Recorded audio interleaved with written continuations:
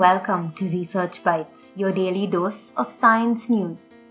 For some people, it's easy to form new relationships and end old ones, while for others, these relationships are on the whole more stable and long-lasting. Biologists and social scientists have for a long time tried to understand why some societies have more fluid and open interpersonal relationships and how these differences influence an individual's behavior.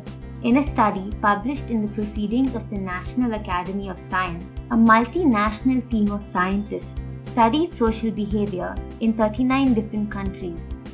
They found that interpersonal trust and intimacy is closely related to the levels of freedom a society affords individuals to choose and to dispose of interpersonal relationships based on their personal preferences.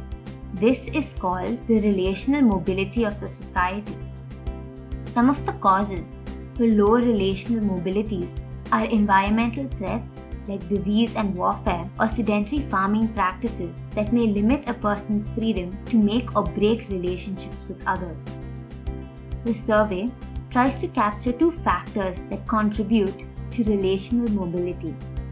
The first one is the meeting factor. It is the opportunities that a person gets to meet new people and form new relationships. The second is a choice factor that captures the freedom a person has to choose a relationship or leave it. The results showed that from a historical standpoint, societies that performed agricultural practices like rice cultivation had lower levels of relationship mobility than people that were cattle herders. This is probably because agricultural societies are sedentary and put people in interdependent relationships with reciprocal duties where the ties that bound them were extremely important for their survival in the long run. On the other hand, herders tend to have fewer stable long-term relationships because of their nomadic lives. Also, societies that faced historical or ecological threats like harsh climate, disease, war or poverty tend to have lower relational mobility. This is because human cooperation and cohesion was important in order to overcome these threats. In a sense, relational mobility sets the rules of the game for social relationships. When a society sets a particular level of relational mobility, it makes certain behaviors and psychological tendencies more or less adaptive. So, trust and self-esteem must be higher in relationally mobile societies to give people the confidence to approach strangers.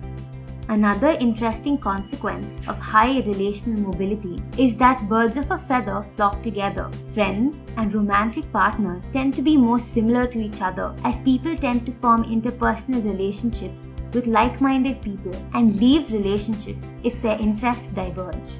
In societies with higher relational mobility, people trust strangers more often and have higher levels of self-esteem and self-disclosure. They are more intimate towards close friends or romantic partners and are a greater social support because they are more willing to help a close friend who's facing a personal crisis. However, the authors caution that correlation is not causation, and ultimately these results are correlational, so they can't prove that relational mobility causes these outcomes. Also, the reverse can happen too. For example, trusting strangers could also make societies more relationally mobile, and there would slowly be a shift in trends. This is why more research on what causes relational mobility is needed to better understand how our society and our interpersonal relationships work. Thank you for listening. This podcast was brought to you by Research Matters, a SciComm initiative by Gubbi Labs. For more science-based stories, podcasts, and news, log on to our website www.researchmatters.in.